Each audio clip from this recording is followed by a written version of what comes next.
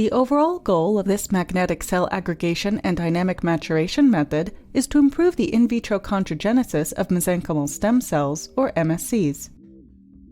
Magnetic aggregation of the stem cells initiates the chondrogenesis, as cell condensation is an early key step of the chondrogenic differentiation process.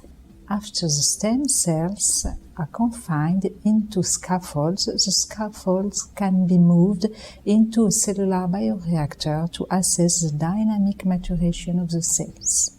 Importantly, this method can be applied to other biosystems such as muscle, cardiac or vascular repair, but as you will see, it is very well suited for cartilage tissue engineering.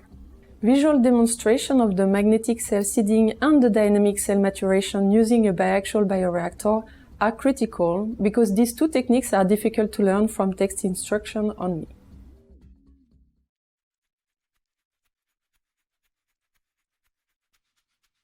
To construct a micromagnet device for aggregate formation, first insert a 750 micrometer diameter magnetic tip into each 3 cm hole in a 6 mm thick aluminum plate, and place the plate over a permanent neodymium magnet.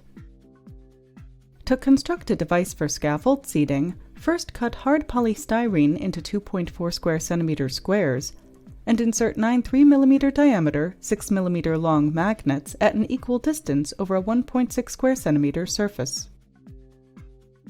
Then place the device over a permanent neodymium magnet.